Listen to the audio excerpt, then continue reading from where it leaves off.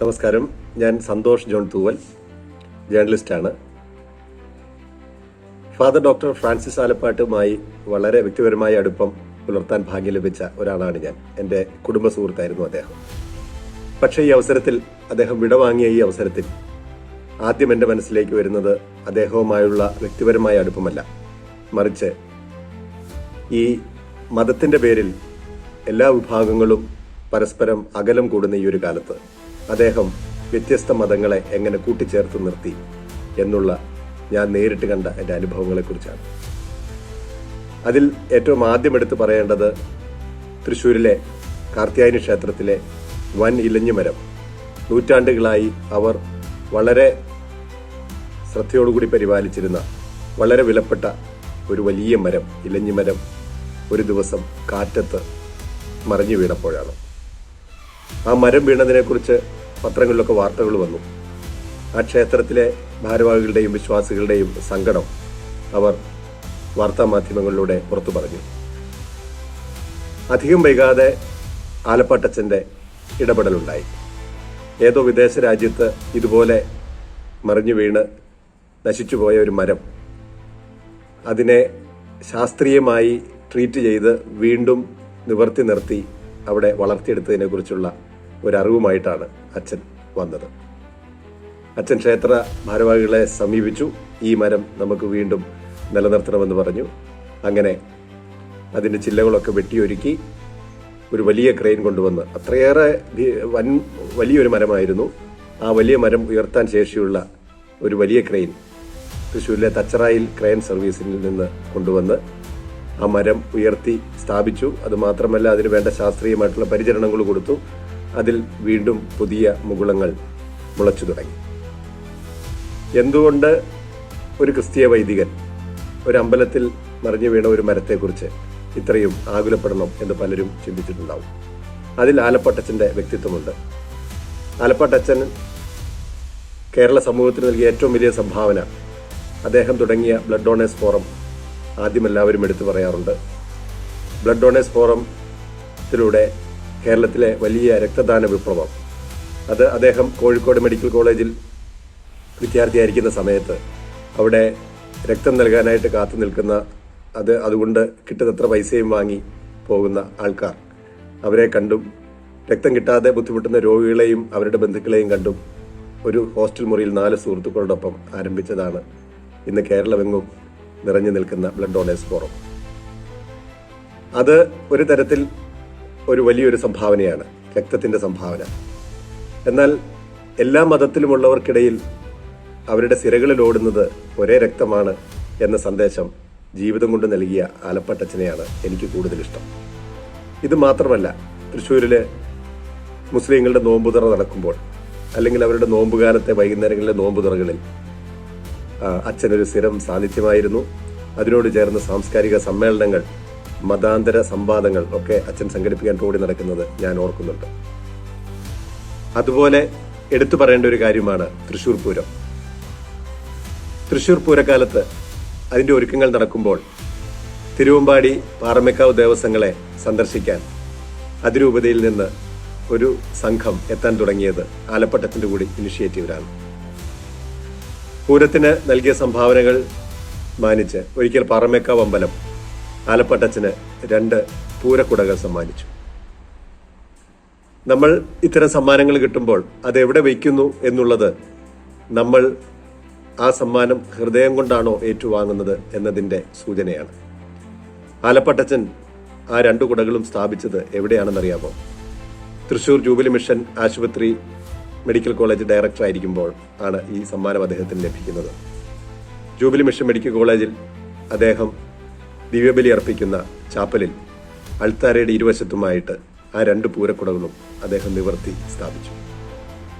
അതിനിടയിൽ നിന്നാണ് അദ്ദേഹം ദിവ്യബലി അർപ്പിച്ചിരുന്നത്. ഒരു സമ്മാനം നമ്മൾ ഹൃദയം കൊണ്ട് എങ്ങനെ ഏറ്റുവാങ്ങണം എന്നത്, പ്രത്യേകിച്ച് അത് മറ്റ് മതവിഭാഗത്തിലുള്ളവർ ആത്മാർത്ഥമായി സമ്മാനിക്കുമ്പോൾ അതിനെ ഇരു കയ്യും നീട്ടിയല്ല, ഹൃദയം തുറന്നാണ് സ്വീകരിക്കേണ്ടത് എന്ന് അച്ഛൻ പഠിപ്പിച്ചു. പല മതവിഭാഗത്തിൽപ്പെട്ട നേതാക്കന്മാരെയും വിശ്വാസികളെയും ഒക്കെ ഒരുമിച്ച് ചേർത്ത് ആ മതസൗഹാർദ്ദം മുറുകെ പിടിക്കുന്നതിന് വേണ്ടി സത്സംഗ് എന്നൊരു സംഘടന കൂടി അച്ഛൻ ചുക്കാൻ പിടിച്ച് തൃശ്ശൂരിൽ രൂപപ്പെട്ടിരുന്നു. ഒട്ടേറെ മതത്തിനപ്പുറത്തുള്ള സംവാദങ്ങളും പൊതുപരിപാടികളുമൊക്കെയായി തൃശ്ശൂരിൽ കുറച്ചു കാലം നിറഞ്ഞു നിന്നു സത്സംഗ് എന്നുകൂടി ഞാൻ ഈ അവസരത്തിൽ ഓർമ്മിക്കുകയാണ്. എൻ്റെ കൂടെ വർക്ക് ചെയ്തിരുന്ന ഒരു സുഹൃത്ത് അദ്ദേഹം എടുത്തിട്ട് പറയുകയായിരുന്നു, തൃശ്ശൂരിലെ ബന്ധാകുമ്പോൾ അല്ലെങ്കിൽ കേരളത്തിൽ ഹർത്താൽ ബന്ധായിട്ട് മൊത്തം അടഞ്ഞു കിടക്കുന്ന സമയത്ത് മലയാള മനോരമയുടെ ക്വാർട്ടേഴ്സിലേക്ക് ഫോൺ വിളിച്ചിട്ട് ആലപ്പട്ടച്ചൻ പറയായിരുന്നു, നിങ്ങൾക്ക് ഭക്ഷണം കിട്ടാൻ പുറത്ത് ഹോട്ടലുകൾ ഉണ്ടാവില്ലല്ലോ, അങ്ങനെ ഒരു സാഹചര്യം ഉണ്ടെങ്കിൽ എന്നെ വിളിക്കണം, ആശുപത്രി ക്യാൻറ്റീനിലേക്ക് വന്നാൽ മതി, ഞാൻ ഭക്ഷണം അറേഞ്ച് ചെയ്യാം എന്ന് പറയുമായിരുന്നു. ഇതെന്നോട് പറഞ്ഞ എൻ്റെ പഴയ സഹപ്രവർത്തകനായ ഒരു പത്രപ്രവർത്തകൻ, അദ്ദേഹം അതിനെ പറഞ്ഞത് ഇങ്ങനെയാണ്, ഞാൻ ഒരു നോൺ ക്രിസ്ത്യനാണ്, ഞാനൊരു ഹിന്ദുവാണ്, എന്തിനാണ് ഒരു വൈദികൻ ഞാൻ ഭക്ഷണം കഴിച്ചോ എന്ന് ക്വാർട്ടേഴ്സിൽ വിളിച്ച് അന്വേഷിക്കുന്നത്? ആ ഒരു അന്വേഷണത്തിൽ ഞാൻ മതങ്ങൾക്കപ്പുറത്തേക്ക് അദ്ദേഹം തുടങ്ങി വെച്ച ബ്ലഡ് ഡൊണേഴ്സ് ഫോറം മതവ്യത്യാസമില്ലാത്ത രക്തം കേരള സമൂഹത്തിൻ്റെ സിരകളിലേക്ക് ഒഴുക്കുന്നത് തിരിച്ചറിയുന്നു. അതുപോലെ തന്നെയാണ് മറ്റൊരു എൻ്റെ സഹപ്രവർത്തകൻ. അദ്ദേഹം കോഴിക്കോടുകാരനാണ്, ഒരു മുസ്ലിം സമുദായത്തിൽപ്പെട്ട ആളാണ്. അദ്ദേഹം ആലപ്പട്ടച്ചനെ കുറിച്ച് പറയുന്നത് 80കളിലും 90കളിലെയും സിനിമകളിൽ വൈദികരുടെ വളരെ വ്യത്യസ്തമായ, ആരെയും ആകർഷിക്കുന്ന, എല്ലാവരോടും കൂട്ടുകൂടുന്ന, എല്ലാവരെയും സഹായിക്കുന്ന കഥാപാത്രങ്ങൾ ധാരാളം വന്നിട്ടുണ്ട്. അത്തരം സിനിമകൾ കാണുമ്പോൾ ഇതുപോലൊരു വൈദികനുമായി സൗഹൃദമുണ്ടായിരുന്നെങ്കിൽ എന്ന് ആഗ്രഹിച്ചു പോയിട്ടുണ്ട് എന്നാണ്. എൻ്റെ ഈ സഹപ്രവർത്തകൻ ഒരിക്കൽ ആലപ്പട്ടച്ചനോട് ചോദിച്ചു, എൻ്റെ വീട്ടിലൊന്ന് വരുമോ? അതൊരു മുസ്ലിം കുടുംബമാണ്. അച്ഛൻ അവിടെ പോയി എന്ന് മാത്രമല്ല, അദ്ദേഹത്തിൻ്റെ രോഗാതുരനായിരുന്ന പിതാവിനൊപ്പം, ഉപ്പയ്ക്കൊപ്പം ഏറെ നേരം ചെലവഴിക്കുകയും 1 ദിവസമോ 2 ദിവസമോ മറ്റോ ആ വീട്ടിൽ അവരോടൊപ്പം താമസിച്ച് അവിടെ കിടന്നുറങ്ങി അവരോടൊപ്പം ചെറിയ ചെറിയ യാത്രകൾ ചെയ്ത് സന്തോഷം പകർന്നാണ് തിരിച്ചു പോകുന്നത്. അച്ഛനുമായിട്ടുള്ള വ്യക്തിപരമായ ബന്ധങ്ങളെക്കാൾ എന്തുകൊണ്ട് ഞാൻ ഇത്തരം കഥകൾ കൂടുതലായി നിങ്ങളോട് പറയുന്നു എന്നുള്ളത് നിങ്ങൾക്കിപ്പോൾ മനസ്സിലായി കാണുമെന്ന് കരുതാം. കേരള ബ്ലഡ് ഡൊണേഴ്സ് ഫോറത്തിന്റെ സ്ഥാപകൻ എന്നതിനേക്കാൾ രക്തത്തിന് മതമില്ല എന്ന് പ്രചരിപ്പിച്ച മതേതര രക്തദാന സംരംഭകൻ എന്ന് അദ്ദേഹത്തെ വിശേഷിപ്പിക്കാനാണ് എനിക്ക് കൂടുതൽ ഇഷ്ടം. ഇനി വ്യക്തിപരമായ അഭിപ്രായങ്ങളിലേക്ക് വന്നു കഴിഞ്ഞാൽ, അദ്ദേഹം എൻ്റെ വീട്ടിൽ ഒരു നിത്യ സന്ദർശകനായിരുന്നു. ആ സന്ദർശനത്തിന് കൂടുതൽ ആഴവും അർത്ഥവും ഉണ്ടായത് എൻ്റെ പിതാവിന് അർബുദ രോഗം ബാധിച്ച സമയത്താണ്. ആരും തളർന്നു പോകുന്ന അത്തരം ഘട്ടങ്ങളിൽ ഇടയ്ക്കിടയ്ക്ക് ഓടിയെത്തുന്ന ഒരാശ്വാസമായിരുന്നു ഫ്രാൻസിസ് ആലപ്പാട്ടച്ചൻ. വരുമ്പോഴൊക്കെ കയ്യിൽ എന്തെങ്കിലും ഫലവർഗ്ഗങ്ങളോ പഴങ്ങളോ പലഹാരങ്ങളോ ഉണ്ടാവും. അതിൽ അച്ഛനും അമ്മയ്ക്കും എൻ്റെ കുഞ്ഞുങ്ങൾക്കുമൊക്കെ കൊടുക്കാനുള്ള എന്തെങ്കിലും സമ്മാനങ്ങളും കരുതിയാണ് ഏത് വിശേഷ ദിവസമായാലും അച്ഛനെത്തുമായിരുന്നത്. എൻ്റെ വിവാഹത്തിന് ഒപ്പം നിന്നതും അതിന് മാർ ജേക്കബ് തൂങ്ങിഴി പിതാവിനെ വിളിച്ചുകൊണ്ടുവന്ന് ഞാൻ സ്വപ്നത്തിൽ പോലും ആഗ്രഹിക്കാത്തതും എനിക്ക് സാധിക്കാത്തതുമായ ഒരു മെത്രാഭിഷേക ആശീർവാദം എൻ്റെ വിവാഹത്തിന് സമ്മാനിച്ചതും ഫ്രാൻസിസ് ആലപ്പട്ടച്ചനാണ്. പിന്നീട് ഞാൻ ഒരു വീട് വെച്ച സമയത്ത് അതിന് തറക്കല്ലിടാനെത്തിയതും ആ വീട് പണി പൂർത്തിയായപ്പോൾ അവിടെ ആശീർവദിക്കാനെത്തിയതും എന്നുവേണ്ട ജീവിതത്തിൻ്റെ എല്ലാ പ്രധാന ഘട്ടങ്ങളിലും ആലപ്പട്ടച്ചൻ ഒരു സജീവ സാന്നിധ്യമായി എനിക്കൊപ്പം ഉണ്ടായിരുന്നു. കഴിഞ്ഞ ദിവസം മരിക്കുന്നതുവരെ. മരിച്ച സമയത്ത് ഞാൻ അദ്ദേഹത്തെ കാണാനായിട്ട് മാത്രമായി ഇപ്പോൾ ജോലി ചെയ്യുന്ന കോട്ടയത്ത് നിന്ന് ട്രെയിൻ കയറി ഞാൻ തൃശ്ശൂർ പോയി. അദ്ദേഹത്തെ ജൂബിലി മിഷൻ ആശുപത്രിയുടെ ചാപ്പലിൽ കിടത്തിയിരിക്കുന്ന കാഴ്ചയാണ് ഞാൻ കണ്ടത്. ആദ്യമായിട്ട് അദ്ദേഹം നിശ്ചലനായി കിടക്കുന്നു. ഇതിനു മുമ്പ് ഞാൻ കാണുമ്പോഴെല്ലാം എന്തെങ്കിലുമൊക്കെ പറയുകയോ എന്തെങ്കിലും ചെയ്യാനായി ഓടി നടക്കുകയോ ചെയ്യുന്ന ഒരു ഫ്രാൻസിസ് ആലപ്പാട്ടച്ചനെയാണ് ഞാൻ കണ്ടിരുന്നത്. ആ അച്ഛൻ അങ്ങനെ നിശ്ചലമായി ഉറങ്ങിക്കിടക്കുമ്പോൾ അദ്ദേഹത്തിൻ്റെ കയ്യിൽ പിടിച്ചിരിക്കുന്ന കാസയിലേക്കാണ് ഞാൻ ശ്രദ്ധിച്ചത്. അദ്ദേഹത്തിൻ്റെ ആത്മകഥയുടെ പേര് കാസ മുതൽ കടാവർ വരെ എന്നാണ്. അതിൽ ആത്മീയവും കേരളത്തിൻ്റെ ആരോഗ്യ മേഖലയും, അതായത് അച്ഛൻ്റെ വൈദികനെന്നും വൈദ്യനെന്നുമുള്ള 2 ജീവിതങ്ങൾ കൂട്ടിച്ചേർത്തിട്ടുള്ള ഒരു തലക്കെട്ടാണ് ആ പുസ്തകത്തിൻ്റേത്. അച്ഛൻ്റെ അന്ത്യനിദ്രയിൽ അച്ഛൻ്റെ കയ്യിലിരിക്കുന്ന കാസയിലേക്ക് ഞാൻ നോക്കാൻ ഒരു കാര്യമുണ്ട്. അച്ഛൻ ഒരിക്കൽ എന്നോട് ഒരു കഥ പറഞ്ഞിട്ടുണ്ട്. അച്ഛൻ 40-ാം വയസ്സിൽ വൈദികനായപ്പോൾ വിശുദ്ധ ബലി അർപ്പണത്തിൽ ഇത് എൻ്റെ ശരീരവും രക്തവുമാകുന്നു എന്ന് പറഞ്ഞ് ആശീർവാദ സമയത്ത് ഉയർത്തുന്ന കാസ, ആ കാസയുടെ പിന്നിലെ കഥ. അതിങ്ങനെയാണ്. അച്ഛനെ ഏറ്റവും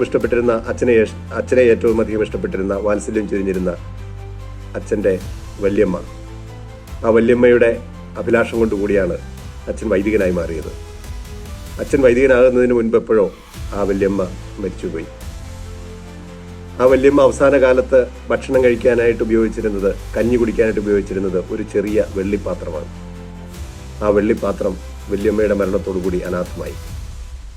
അച്ഛൻ എന്തു ചെയ്തെന്നോ, ആ വെള്ളിപ്പാത്രം എടുത്ത് അതിനെ ഒരു കാസയായി രൂപകൽപ്പന ചെയ്യാൻ ഒരാളോട് പറഞ്ഞു. അങ്ങനെ രൂപകൽപ്പന ചെയ്ത കാസയാണ് എല്ലാ ദിവസവും വിശുദ്ധ കുർബാനയിൽ അച്ഛൻ കർത്താവിന്റെ സന്നിധിയിലേക്ക് ഉയർത്തി പ്രാർത്ഥിച്ചിരുന്നത്. ജീവിതത്തിൽ മനുഷ്യന്റെ അനുഭവങ്ങൾ, വാത്സല്യങ്ങൾ, സ്നേഹം, ഹൃദയം, ആത്മാർത്ഥത, പ്രാർത്ഥന, ഇതെല്ലാം കൂടെ കൂടിച്ചേരുന്ന ഒരു നിമിഷമാണത്. ഒന്നും മറക്കരുത് എന്ന് നമ്മളെ പഠിപ്പിക്കുന്ന ഒരു സന്ദേശമാണത്. നമ്മളെ നമ്മളാക്കിയവരാര്, നമ്മളെ വഴിമാറ്റി ചിന്തിപ്പിച്ചതാര്, നമുക്ക് നേർവഴി കാട്ടിയതാര്, നമുക്ക് വാത്സല്യവും സ്നേഹവും പകർന്നതാര്, അവരെ മറക്കരുത് എന്ന് എല്ലാവരെയും ഓർമ്മിപ്പിക്കുകയാണ് ആ കാസയുടെ ഉയർത്തലിലൂടെ നമ്മൾ കാണുന്നത്.